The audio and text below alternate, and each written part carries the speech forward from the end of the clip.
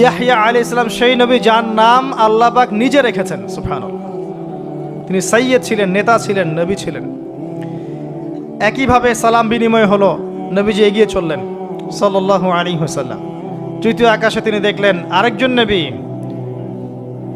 তাকে বলা হলো তিনি হচ্ছেন ইউসুফ আলাইহিস সালাম, যাকে পুরো পৃথিবীর অর্ধেক সৌন্দর্য দেওয়া হয়েছে। আর আপনারা জানেন সূরা ইউসুফ একটা সূরাই আছে, আর এই সূরা ইউসুফ জুলাইখার প্রেম কাহিনী নয়, বরং এই সূরা হচ্ছে ইউসুফ আলাইহিস সালামের সাথে তার পিতা ইয়াকুব আলাইহিস সালামের প্রেম কাহিনী। ভালো করে পড়ে দেখবেন। কিভাবে বললাম?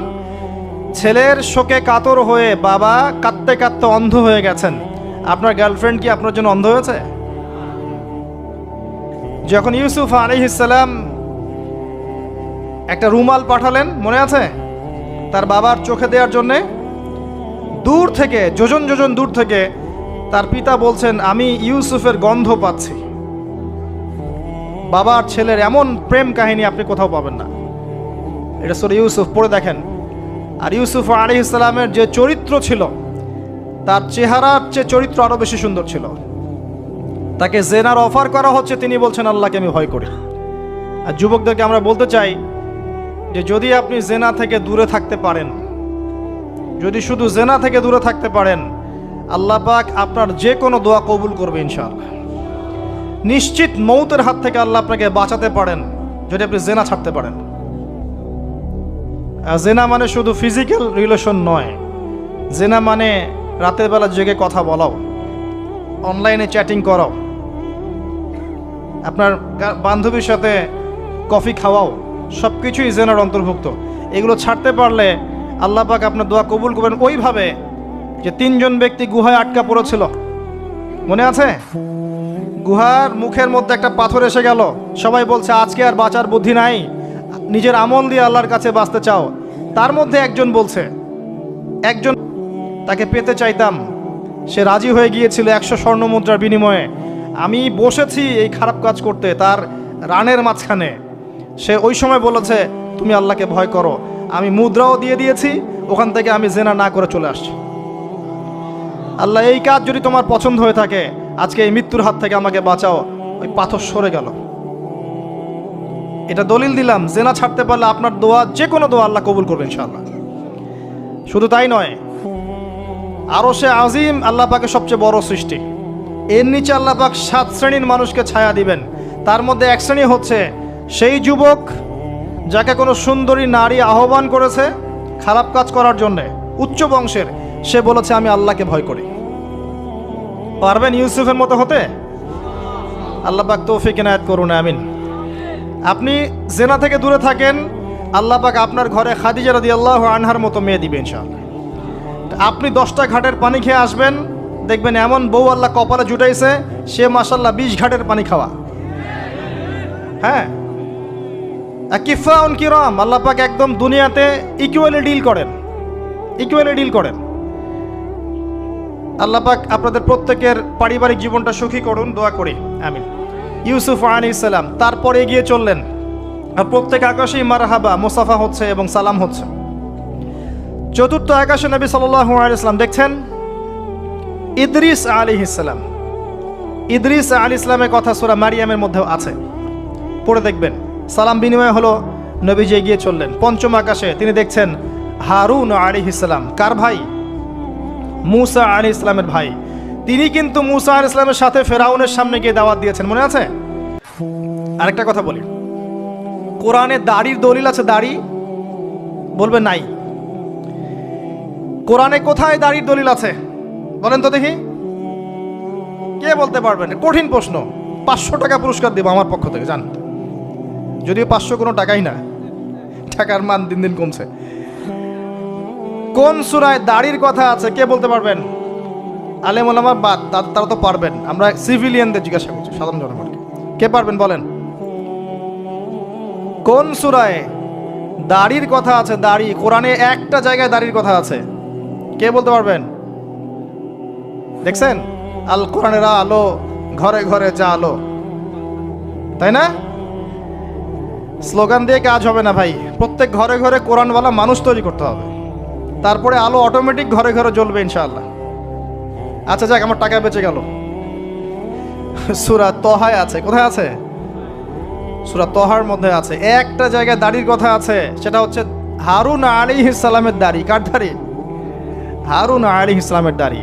মুসা আলাইহিস সালাম ফেরাউন থেকে এই যে দলবল নিয়ে পার হওয়ার পরে, বনু ইসরায়েলকে নিয়ে পার হওয়ার পরে আল্লাহ পাক তাকে 40 দিন ডেকেছেন তুর পাহাড়, মনে আছে? তুর পাহাড়ে তিনি গেছেন। এই ফাঁকে বনু ইসরায়েল শিরক করা শুরু করেছে, এই যে বাছুর পূজা শুরু করেছে, মনে আছে? পড়েন নাই কখনো? বাছুর পূজা শুরু করেছে। মুসা আলাইহিস সালাম তাওরাত নিয়ে আসছেন, এসে দেখছেন যে কওমের এই অবস্থা। তিনি রাগে তাওরাত ছুঁড়ে মারলেন। তিনি প্রচণ্ড ব্যক্তিত্ব সম্পন্ন মানুষ ছিলেন, গায়রতওয়ালা। রাগে তাওরাত ছুঁড়ে মারলেন এবং এসে এই যে হারুন আলাইহিস সালাম যাকে রেখে গিয়েছিলেন যে কওমকে দেখাশোনা করবে, তার দাড়ি চিপে ধরলেন। তুমি থাকতে এরা এই অবস্থায় গেল কিভাবে? এক হাতে দাড়ি, এক হাতে চুল চেপে ধর, তুমি থাকতে এই অবস্থা হইল কিভাবে? সূরা তহা পড়ে দেখেন। তখন হারুন আলাইহিস সালাম বলছেন যে হে আমার ভাই, আমার দাড়ি আর চুল ধরো না, এই একটা জায়গায় আছে। তার মানে দাড়ি পাওয়া যাচ্ছে কোরআনে। কিছু মানুষ তো এখন বলে কোরআন মানি, হাদিস মানি না, তাই না? ওই অজুহাত দিয়ে এখন দাড়ি রাখে না, বলে কোরআনে তো দাড়ির কথা নাই, রাখবো কেন? সুবহানাল্লাহ। আপনারাও কি এটা বিশ্বাস করেন যে আমরা শুধু কোরআন মানবো, হাদিস মানবো না? স্পষ্ট কুফরি, স্পষ্ট কুফরি।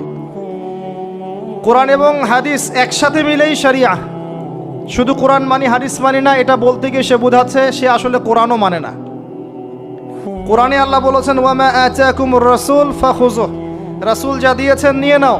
ওয়ামা নাহাকুম আনহু ফানতাহু, যা থেকে নিষেধ করেছেন দূরে থাকো। তাহলে সুন্নাহ না মানলে আপনি কিভাবে কোরআন মানবেন? কথা কি বুঝতে পারছেন? আসেন, হারুন আলাইহিস সালাম সালাম বিনিময় হলো, চললেন। তারপরে ষষ্ঠ আসমানে গিয়ে দেখলেন মুসা আলাইহিস সালাম, সেই যে ব্যক্তি। সালাম বিনিময় হলো, চলে যাচ্ছেন, আর মুসা আলাইহিস সালাম কাঁদছেন, কান্না করছেন। জিজ্ঞাসা করা হলো কেন কান্না করছেন? তিনি বললেন আমার পরে একজন যুবক নবী হবে যার উম্মত আমার চেয়ে বেশি জান্নাতে যাবে, এটা চিন্তা করে আমি কান্না করছি। তিনি হচ্ছেন মুহাম্মদুর রাসূলুল্লাহ সাল্লাল্লাহু আলাইহি ওয়াসাল্লাম। তারপরে গিয়ে চললেন সপ্তম আসমান। সেখানে সপ্তম আসমান মানে 7 নম্বর মহাবিশ্ব। সেখানে গিয়ে দেখলেন যে বাইতুল মামুর নামে একটা জায়গা আছে, ঠিক কাবা ঘরের একদম এক্স্যাক্টলি উপরে, একদম সোজা উপরে বাইতুল মামুর নামে একটা জায়গা আছে। এটা হচ্ছে ফেরেশতাদের ইবাদতের জায়গা, তারা সেখানে তাওয়াফ করেন। প্রতিদিন 70,000 ফেরেশতা, প্রতি মুহূর্তে 70,000 ফেরেশতা এখানে তাওয়াফ করে। এবং যার একবার তাওয়াফের সুযোগ হয়েছে সে আর কখনো সুযোগ পাবে না, শেষ। আল্লাহ পাকের ফেরেশতাদের সংখ্যা চিন্তা করেন তাহলে। এবার সেখানকার দেয়ালে হেলান দিয়ে আছেন ইব্রাহিম আলাইহিস সালাম, তার চেহারা একদম মুহাম্মদ সাল্লাল্লাহু আলাইহি ওয়াসাল্লামের মতো। এবং অনেক ছোট ছোট বাচ্চা তার সামনে খেলা করছে। ওই যে বাচ্চা কোরবানির কথা মনে আছে? যেসব মুমিন মুসলিমদের ছোট ছোট বাচ্চা কাচ্চারা নাবালক অবস্থায় মারা যায় না, তাদের আত্মাগুলো সেখানে চলে যায়, তারা সেখানে খেলা করতে থাকে। যারা পিতা পায়নি, যখন পিতার কথা মনে হয় খেলতে খেলতে, তখন তারা ইব্রাহিম আলাইহিস সালামের কাছে দৌড় দেয়। মায়ের কথা মনে হলে তার স্ত্রীর কাছে দৌড় দেয়। আমাদের যাদের সন্তান 2-1 মারা গেছে, এটা আমাদের পরকালে অ্যাসেট, পরকালের সম্পত্তি। কিয়ামতের মাঠে ওই ছেলে ওই মেয়ে আপনার হাত ধরবে, আঙ্গুল ধরে ফেলে বলবে আল্লাহ আমার বাবাকে মাফ করে দাও, না হলে আমি জান্নাতে যাব না। তাই বেশি বেশি বাচ্চা কাচ্চা নিতে হয় সামর্থ্য অনুযায়ী, আর সামর্থ্য আল্লাহ দিবেন। যখন আপনি 4-5টা এরকম করে বাচ্চা কাচ্চা নিবেন, 2-1টা বাচ্চা মারা যেতে পারে, এগুলো আপনার পরকালের সম্পত্তি। এখন তো আমাদের জেনারেশনকে রেস্ট্রিক্টেড করার জন্যে 2টো সন্তানের বেশি নয়, 1টি হলে ভালো হয়। সুবহানাল্লাহ। মুসলিমদেরকে চতুর্দিক থেকে চাপে ফেলা, চতুর্দিক থেকে গলা চিপে ধরা আর কি। জনশক্তিতে রূপান্তরিত হলে কোনো সমস্যা আছে? চাইনিজদের জনসংখ্যা কত? চায়নার জনসংখ্যা কত? ম্যাক্সিমাম জনগণকে তারা জনশক্তিতে রূপান্তরিত করেছে। এই আপনার পশ্চিমারায় ন্যাটো ম্যাটো যত কিছু আছে, চায়নার এগেনস্টে কথা বলুক দেখি কত বড় সাহস। সারা বিশ্বকে নিয়ন্ত্রণ করে ফেলছে ওরা এখন। কই তারা তো আর তারা যখন দেখেছে যে আমাদের আর প্রয়োজন নাই, তখন তারা একটা লস দিয়েছে ওদের কান্ট্রিতে। এটা মুসলিমদের জন্য প্রযোজ্য নয়। যাই হোক, সন্তান সন্ততি ওখানে গিয়ে মারা গেলে আপনার অ্যাসেট।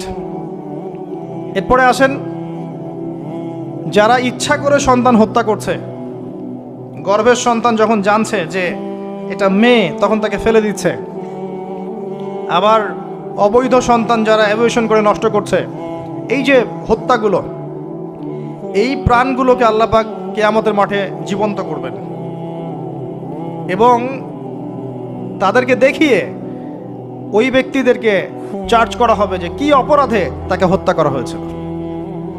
সতর্ক হয়ে যান। আল্লাহ পাক এটাও বলেছেন, দারিদ্র্যের ভয়ে সন্তানকে হত্যা করো না, রিজিক আল্লাহ দিবেন ইনশাআল্লাহ। এই সমুদ্রের কোটি কোটি মাছকে আল্লাহ পাক খাওয়াতে পারলে আপনাকে আমাকেও খাওয়াতে পারবে ইনশাআল্লাহ, যদি না আমরা আমাদের রিজিকটা সংকুচিত করে ফেলি।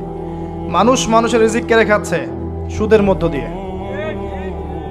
মানুষের রিজিক কেড়ে খাচ্ছে সুদের মধ্য দিয়ে, অন্য কোনো বিষয় নাই, সুদ, রিবা। আসেন, সপ্তম আসমানে এই অবস্থা। এরপরে নবী সাল্লাল্লাহু আলাইহি ওয়াসাল্লামকে আরো সামনে নিয়ে যাওয়া হলো। এই জায়গার নাম সিদরাতুল মুনতাহা। কি নাম? সর্বশেষ জায়গা, যেখানে জিবরাইল আলাইহিস সালামও এর উপরে আর যেতে পারেন না। যদিও বা জিবরাইল আলাইহিস সালাম ফেরেশতাদের সর্দার, তিনিও যেতে পারেন না। তারপরে আরেকটা জগৎ আছে, ওই জগৎ থেকে আদেশ এই সিদরাতুল মুনতাহা পর্যন্ত আসে, এখান থেকে কালেক্ট করে নিচে নামানো হয়। আবার এখান থেকে কোনো আদেশ বা কোনো আদেশ না, এখান থেকে কোনো ফলাফল মুনতাহা পর্যন্ত নিয়ে যাওয়া হয়, সেখান থেকে উপরে তুলে নেওয়া হয়। ওটা একটা বর্ডার, কথা বুঝতে পারছেন? এটা একটা বর্ডার, নো ম্যানস ল্যান্ড। এই জায়গায় গিয়ে জিবরাইল আলাইহিস সালাম নিজের আকৃতিতে আসলেন। 600টা পাখা। কতগুলো পাখা? 600 পাখা। নবী সাল্লাল্লাহু আলাইহি ওয়াসাল্লাম একটু বিব্রত বোধ করছিলেন, তিনি আবার আগের রূপে ফিরে আসলেন। এই জায়গায় বাহন চেঞ্জ করা হলো। এখানে নবী সাল্লাল্লাহু আলাইহি ওয়াসাল্লাম বলেছেন, আমি সিদরাতুল মুনতাহায় এমন কিছু রং দেখেছি, এত অপরূপ সৌন্দর্য দেখেছি, যেটা কোনো মানুষের পক্ষে ভাষায় প্রকাশ করা সম্ভব না। এটা শেষ সীমানা এবং এটা একটা বড়াই গাছের মতো দেখতে। সরি, বড়ই গাছ, বড়াই গাছ না, আসলে বড়ই গাছের, কুল গাছের মতো দেখতে। এরপর আরেকটা বাহন আনা হলো, এটা বাহন চেঞ্জ করা হলো। এবার তিনি আরো ঊর্ধ্বে উঠে যাচ্ছেন, উঠছেন। একটা পর্যায়ে ওই জগতে যে ফেরেশতারা আছেন যারা আল্লাহ পাকের আদেশ লিখছেন, ওই আদেশগুলো লিখার যে কলমের খসখস শব্দ, এটা নবীজি শুনতে পারলেন। সুবহানাল্লাহ। নূরের পর্দার কাছাকাছি তাকে নিয়ে যাওয়া হলো, একদম আল্লাহ পাকের কাছাকাছি, আরশে আজিমের কাছাকাছি।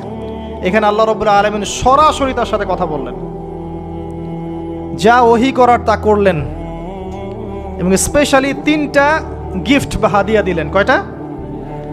1 নাম্বার 50 ওয়াক্ত নামাজ। কত ওয়াক্ত? 2 নাম্বার সূরা বাকারার শেষের 3 আয়াত, সূরা বাকারার শেষের 3 আয়াত। আর 3 নাম্বার হচ্ছে একটা ঘোষণা, হে নবী মুহাম্মদ সাল্লাল্লাহু আলাইহি ওয়াসাল্লাম, তোমার উম্মতের কোনো ব্যক্তি যদি আমার সাথে শিরক না করে মারা যায়, আমি তাকে জান্নাতে দিয়ে দিব ইনশাআল্লাহ। আজকে এই মেরাজুন নবী নিয়ে অনেক আলোচনা হবে, কিন্তু আলোচনা হওয়ার পরে আমরা যদি এই নামাজের পাবন্দ না হতে পারি, সূরা বাকারার শিক্ষা নিতে না পারি, বা শেষের আয়াত মুখস্থ করতে না পারি, শিরক ছাড়তে না পারি, আদতে আলোচনার কোনো ফায়দা নেই। কথা বুঝতে পারছেন? এখানকার 3টা মৌলিক হাদিয়া তিনি নিয়ে আসছেন। এবার নিচে নামছেন, ওই যে 6ষ্ঠ আসমানে অপেক্ষা করছেন কে? মুসা আলাইহিস সালাম। কোথায় যাচ্ছেন? এই কি হলো আল্লাহর সাথে কথাবার্তা, এই হয়েছে। কি দিয়েছে আপনাকে? 50 ওয়াক্ত নামাজ। বলেন কি 50 ওয়াক্ত নামাজ? আমার উম্মতে 2 ওয়াক্ত নামাজ ছিল, পড়তে পারে নাই। পারবেন আপনার উম্মত, আপনি ফিরে যান, নামাজ কমিয়ে নিয়ে আসেন। লজ্জাবোধ করলেন নবী সাল্লাল্লাহু আলাইহি ওয়াসাল্লাম, তাও ফিরে গেলেন। 50 থেকে 45, 45 থেকে 40, 40 থেকে 35, করতে করতে করতে করতে 5। এবারও মুসা আলাইহিস সালাম বলছেন ফিরে যান, পারবেন আপনার উম্মত। মুসা আলাইহিস সালাম কত দূরদর্শী ছিলেন দেখেন, পারে উম্মত? ম্যাক্সিমামই তো পারে না। কথা ঠিক আছে না? ম্যাক্সিমাম উম্মতি কিন্তু পারছে না 5 ওয়াক্ত নামাজ পড়তে। তো মুসা আলাইহিস সালামের দূরদর্শিতা ঠিকই ছিল, পারবেন আপনার উম্মত। তিনি লজ্জাবোধ করলেন। আল্লাহ পাক বললেন, তোমার উম্মতের জন্য 5 ওয়াক্তই ফিক্স করলাম, কিন্তু যদি 5 ওয়াক্ত তারা ঠিকঠাক মতো আদায় করে 50-এর নেকি দিয়ে দিব ইনশাআল্লাহ। এবং আরেকটা ঘোষণা দিলেন, সেটা হচ্ছে যে তোমার উম্মতের যে কোনো ভালো কাজকে 10 দিয়ে গুণ করে দেয়া হবে। একটা নেকির কাজ করবেন 10 গুণ বৃদ্ধি করা হবে, কিন্তু একটা গুনাহ করলে 10 দিয়ে গুণ করা হবে না, একই থেকে যাবে। এবং আপনার উম্মতের কোনো ব্যক্তি যদি কবিরা গুনাহ ছেড়ে দেয়, কবিরা গুনাহ তো বোঝেন, বড় বড় গুনাহ ছেড়ে দেয়, তার সমস্ত সগীরা গুনাহ মাফ করে দেওয়া হবে। আর কি চাই? এবার নবী সাল্লাল্লাহু আলাইহি ওয়াসাল্লাম ফিরে আসছেন। এবার শোনেন আমাদের শিক্ষা। ফিরে আসছেন, আসার আগে তাকে জান্নাত জাহান্নাম দেখানো হয়েছে।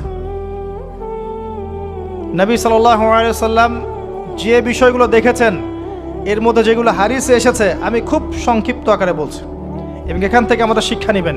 মনে রাখবেন, এখন যেগুলো বলছে এগুলো এই উম্মতের জন্য খাস, আমাদের উম্মতে মুহাম্মাদের জন্য খাস। তিনি আসছেন, বারজাখের জগতি হোক আর জাহান্নামের শাস্তি হোক। একজন ফেরেশতাকে দেখলেন, তার মুখে হাসি নাই। কি নাই? জিবরাইল আলাইহিস সালামের সাথে কথোপকথন হচ্ছে, তিনি নবীজিকে সালাম দিলেন, সালামের উত্তর দেওয়া হলো, কিন্তু মুখে হাসি নাই। বাকি সবাই তার সাথে হাসি মুখে সাক্ষাৎ করেছেন, এই ফেরেশতা বাদ দিয়ে। তিনি জিজ্ঞাসা করছেন, জিবরিল আলাইহিস সালাম, তার মুখে হাসি নাই কেন? তাকে বলা হলো, এই ফেরেশতার নাম হচ্ছে মালিক। কি নাম? সূরা যুখরুফের মধ্যে আছে, তার নাম হচ্ছে মালিক। আল্লাহ পাক তাকে জাহান্নামের প্রহরী বানিয়েছেন, জাহান্নামের চিফ অফ কমান্ড মালিক। যখন থেকে আল্লাহ পাক তাকে এই দায়িত্ব দিয়েছেন, তার মুখের হাসি উঠে গেছে। আল্লাহর কাছে পারমিশন চাওয়া হচ্ছে, জাহান্নাম দেখতে চাই। আল্লাহ পাক দেখার পারমিশন দিলেন। নবী সাল্লাল্লাহু আলাইহি ওয়াসাল্লাম দেখে বললেন, সেখানকার বেশিরভাগ অধিবাসী হচ্ছে নারী জাতি, এবং তিনি বললেন জাহান্নামে যাবে উদ্ধত এবং অহংকারীরা। জান্নাত দেখতে চাই, দেখানো হলো। জান্নাতের ডিটেলস বর্ণনা নবীজি দিলেন ফিরে এসে। এমনকি উমর রাদিয়াল্লাহু আনহুর একটা রুম, একটা কক্ষ, একটা গোরফাও দেখে এসেছেন। ঢুকতে চেয়েছেন, ঢোকেন নাই। পরে বলেছেন, ওমর, আমি তোমার ব্যক্তিত্বের কথা চিন্তা করে সেখানে ঢুকিনি, দেখেছি জান্নাতে তোমার ঘর আছে। একটা আওয়াজ শুনেছেন, মিষ্টি কণ্ঠস্বর। কিসের কণ্ঠস্বর? মিষ্টি কণ্ঠস্বর। তাকে বলা হচ্ছে, এই কণ্ঠস্বর হচ্ছে বেলাল রাদিয়াল্লাহু আনহুর আজানের কণ্ঠস্বর। খরম, খরম জুতা আছে না, খরম, এর খটখট আওয়াজ শুনেছেন। নবীজি জিজ্ঞাসা করছেন, কার? বলা হচ্ছে এটা বেলাল রাদিয়াল্লাহু আনহুর। বেলাল রাদিয়াল্লাহু আনহুকে বলা হলো, আপনি কি এমন আমল করেন? হে বেলাল, তুমি কি এমন আমল করো যার কারণে এই মর্তবা হচ্ছে? যখনই জান্নাতে যাই আমাকে দেখানো হয়, দেখি তুমি তোমার পায়ের পদধ্বনি সামনে সামনে আছে। তখন বললেন, ইয়া রাসূলুল্লাহ, আমি তো আসলে এক্সট্রাঅর্ডিনারি কোনো আমল করি না, কিন্তু আপনারা যা করেন তাই করি। কিন্তু যখনই আমি ওযু করি, আমার ওযু ছুটে গেলে আমি ওযু করি, আর ওযু করেই আমি 2 রাকাত নফল সালাত পড়ি, তাহিয়াতুল ওযু, এতটুকু কাজ করি। নবীজি বলেন, এটাই সেই কাজ যার কারণে তোমাকে জান্নাতের এই মর্তবা দেওয়া হয়েছে। নবীজি আসছেন, দেখানো হচ্ছে। এবার শোনেন, দেখানো হচ্ছে একদল মানুষ যাদের আঙ্গুলগুলো লম্বা লম্বা, তামার তামার লম্বা নখর। নখর বোঝেন? নখর। গাল এভাবে হ্যাঁচড়াচ্ছে, গাল, নিজের গাল নিজে হাসড়াচ্ছে, এবং নিজের দেহ থেকে গোশত তুলে ফেলছে, ভক্ষণ করছে। নবীজি জিজ্ঞাসা করলেন সাল্লাল্লাহু আলাইহি সাল্লাম, এরা কারা? কি কারণে এদের শাস্তি হচ্ছে? তাকে বলা হলো, এরা আপনার উম্মতের সেই সব ব্যক্তি যারা সবসময় গীবত আর সমালোচনায় ব্যস্ত থাকত। শিক্ষা নিয়ে নেন, আমার মনে হয় না আমার কিছু বলার প্রয়োজন আছে। এরা আপনার উম্মতের সেই সব ব্যক্তি যারা আপোষে গীবত, অপবাদ এবং সমালোচনায় ব্যস্ত থাকতো। তার মানে এই উম্মতের একটা বড় সমস্যা হবে গীবত। এটা কিন্তু দেখে এসেছেন নবীজি, ফিউচার, তাই না? এটা বারজাখের শাস্তি চলছে, এটা অন্য একটা জগৎ যেটাকে আপনি এখানকার সময় স্থানকাল দিয়ে ব্যাখ্যা করতে পারবেন না। এটা টাইম ট্রাভেলিং এর মতো। নবীজি আসছেন সাল্লাল্লাহু আলাইহি ওয়াসাল্লাম, দেখছেন listen to me very carefully. এবার নবীজি দেখছেন এক শ্রেণীর মানুষ, পেট এইরকম ফোলা, অট্টালিকার মতো পেট ফোলা, আর ভিতরে সাপ কিলবিল করছে, এবং এদেরকে রক্তের নদীতে ফেলে মাথাটা ফাটিয়ে দেওয়া হচ্ছে। নবী জিজ্ঞাসা করলেন সাল্লাল্লাহু আলাইহি ওয়াসাল্লাম, এরা কারা? মর্মান্তিক শাস্তি দেওয়া হচ্ছে, এরা কারা? এরকম শাস্তি দেয়া হচ্ছে, আপনি দেখলে আপনার কেমন লাগবে? নবীজিকে বলা হচ্ছে সাল্লাল্লাহু আলাইহি ওয়াসাল্লাম, এরা আপনার উম্মতের এই সব ব্যক্তি যারা ছিল সুদখোর, রিবাখোর। মানে এই উম্মতের অন্যতম বড় সমস্যা হবে রিবা, যেটা আমি বলেছি, প্রতিটা সেক্টরে রিবা। সবচেয়ে নিম্ন পাপ নিজের মায়ের সাথে জেনা করা, সবচেয়ে উচ্চ পাপ আল্লাহ এবং তার রাসূলের সাথে যুদ্ধ করা, এটা হলো সুদ।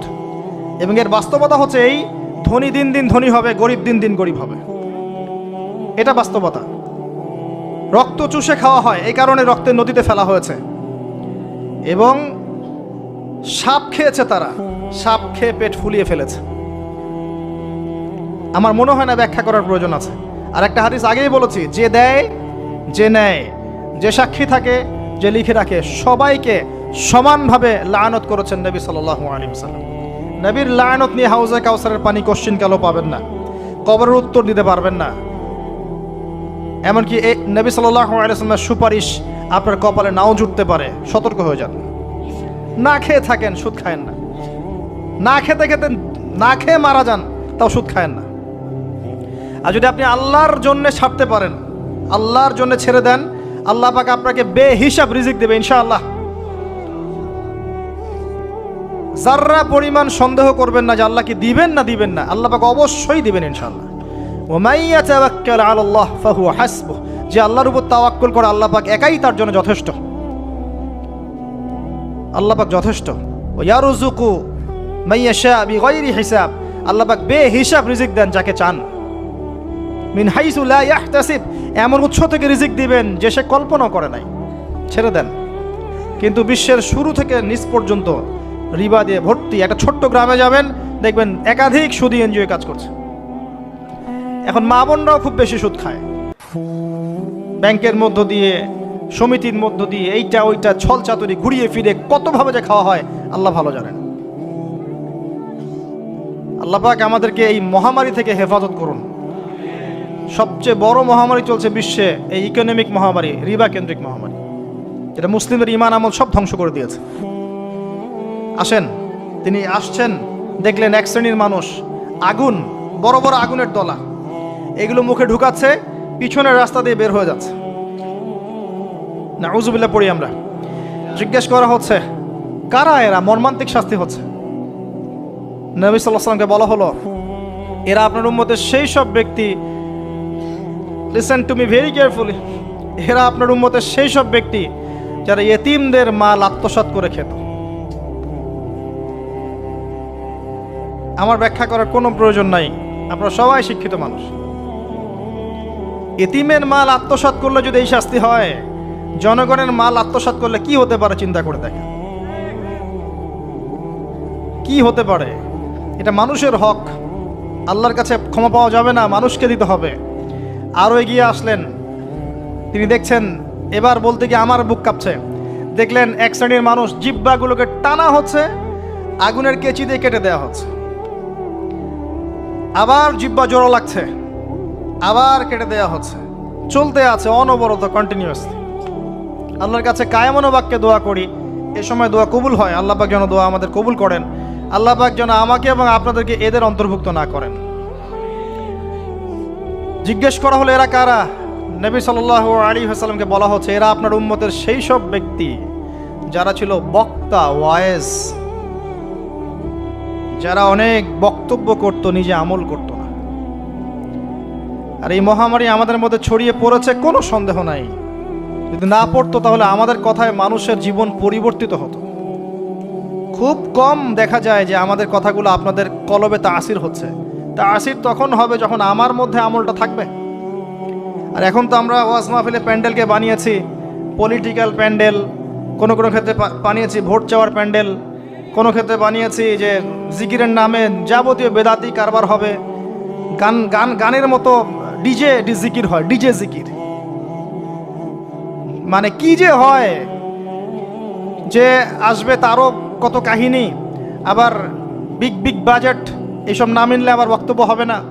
তারপর দেখা যাবে 1 ঘন্টা কথার মধ্যে গাল গল্প কেচ্চা কাহিনী 50 মিনিট, আর বাকি 10 মিনিট একে অপরের সমালোচনা, কি শেষ, ওয়াজ মাহফিল মাশাআল্লাহ শেষ। খুব কম ওয়াজ মাহফিল আছে জনগণকে বলবেন কি শিখলেন আজকে ওয়াজে, বলবে হ্যাঁ সুন্দর সুর করে কিছু কথা বলেছে, কি শিখেছে, আমার কি বললাম ঠিক বুঝতে পারলাম না। Out of content, out of topic, কোনো কনস্ট্রাকটিভ কথাবার্তা নাই। তো এছাড়াও জানা অনুযায়ী আমল না থাকলে এই অবস্থা হবে। আল্লাহ পাক আমাদেরকে হেফাজত করুন, আল্লাহ পাক আমাকে এবং আপনাদের সবাইকে হেফাজত করুন, আমিন। আরও এগিয়ে আসলেন, দেখা গেল এক শ্রেণীর মানুষ, যুবকরা খুব ভালো করে শোনেন এবং বিবাহিতরাও শোনেন, সামনে রাখা আছে ভালো গোশত, বাম দিকে রাখা আছে পচা গোশত, গন্ধ বের হচ্ছে। তারা এই পচা গোশত তুলে তুলে খাচ্ছে, গোগ্রাসে খাচ্ছে, ভালো গোশতের দিকে ভ্রুক্ষেপও করছে না। অবাক হয়ে নবী সাল্লাল্লাহু আলাইহি ওয়াসাল্লাম জিজ্ঞাসা করছেন, এরা কারা? তাকে বলা হচ্ছে, এরা আপনার উম্মতের সেই সব ব্যক্তি যাদের ঘরে পবিত্র স্বামী ছিল, বাইরে অন্য পরপুরুষের সাথে প্রেম করেছে, যাদের ঘরে পবিত্র স্ত্রী ছিল, বাইরে পরকিয়া করেছে।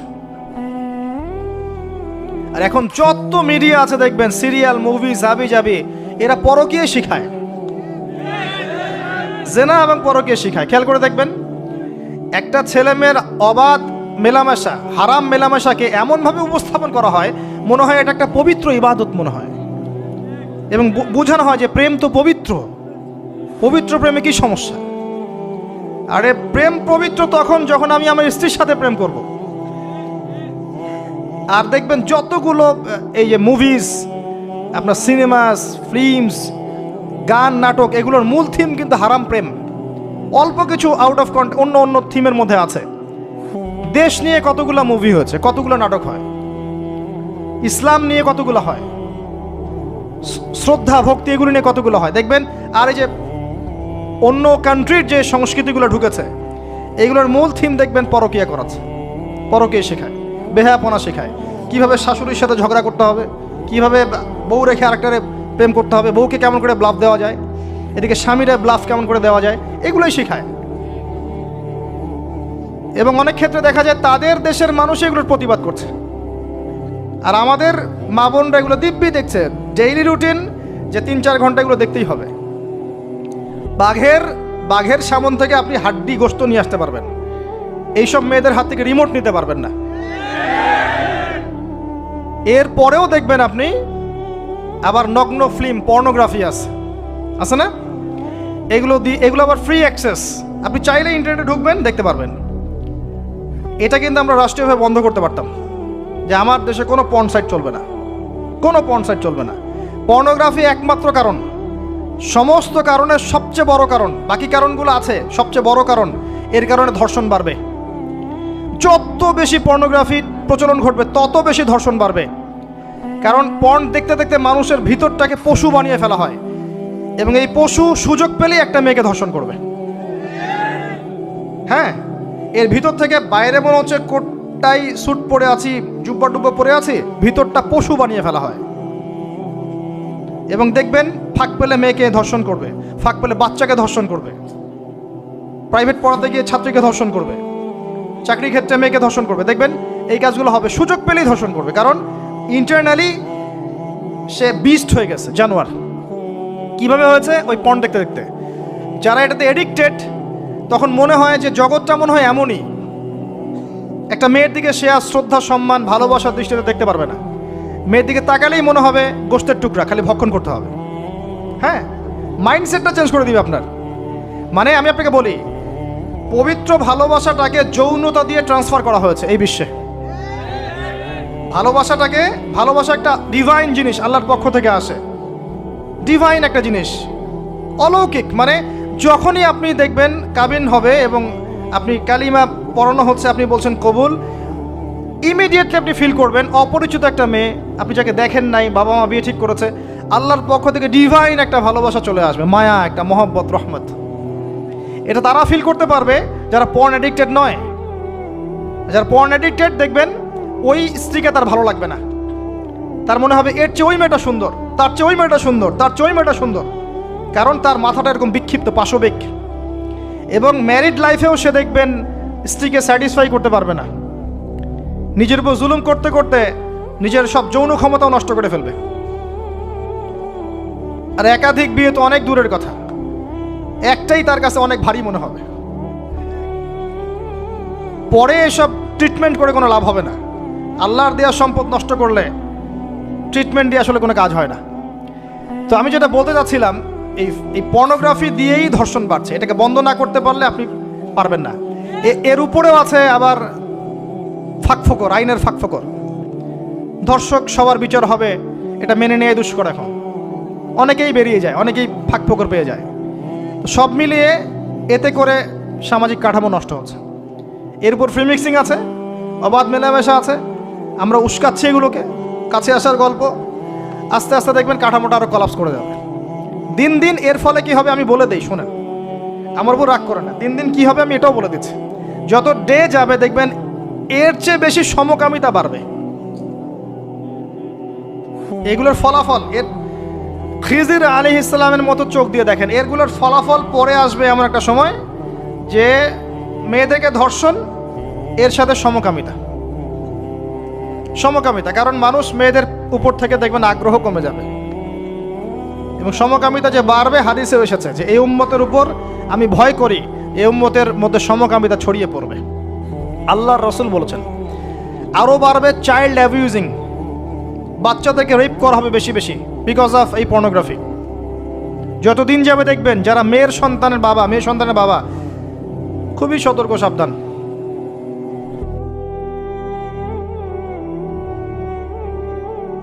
কার কোলে আপনি মেয়েকে তুলে দিচ্ছেন?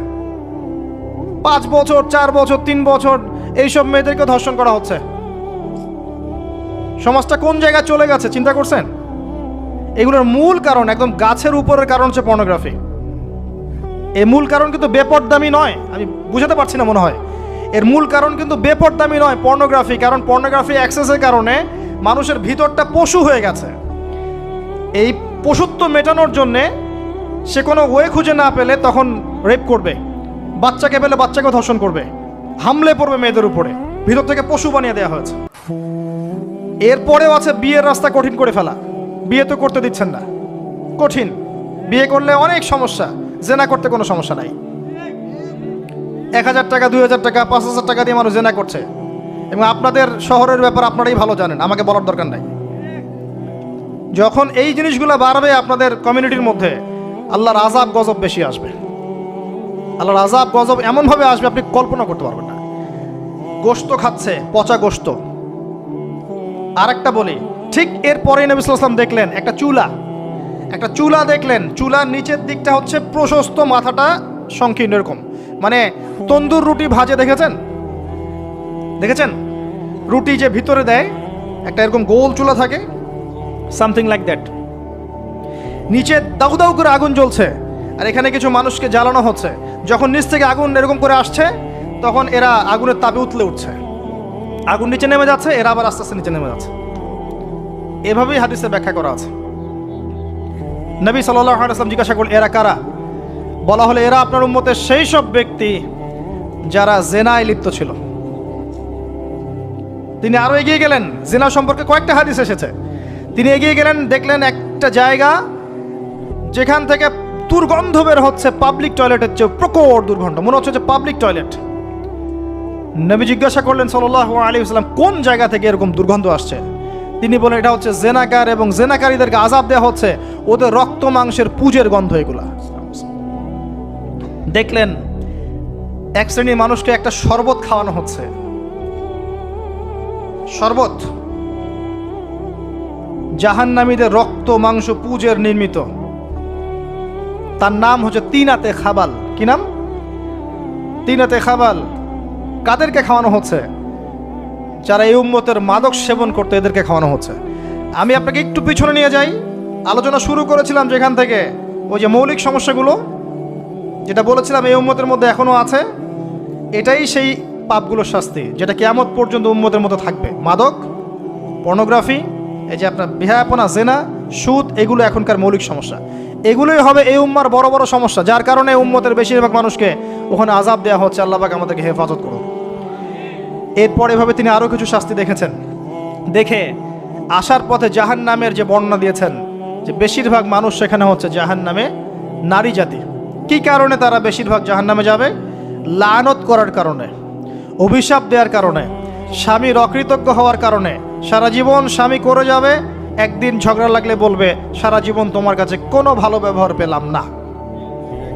আরেকটা হচ্ছে এমন কিছু তাদের সাথে হবে, লিসেন টু মি, এমন কিছু তাদের সাথে হবে এই উম্মতের ক্ষেত্রে, যার কারণে মেয়েরা ওদের সতীত্ব, তাদের পর্দা, ঈমান, আমল ধরে রাখতে পারবে না।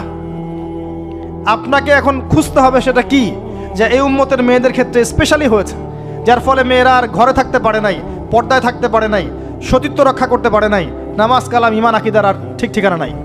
কি সেটা, যেটা আজকে থেকে 100, 200, 500 বছর আগে হয়তো বা ছিল না? সেটার নাম হচ্ছে ফ্যামিনিস্ট রেভলিউশন। এই সম্পর্কে পড়েন ভালো করে। এই কারণেই মেয়েদেরকে আপনি ঘরে রাখতে পারবেন না। আপনাকে বলে রাখি, দাজ্জালের শেষ ফলোয়ার, দাজ্জালের লাস্ট ফলোয়ার হবে এক শ্রেণীর নারী, যাদেরকে আপনি ঘরে রাখতে পারবেন না।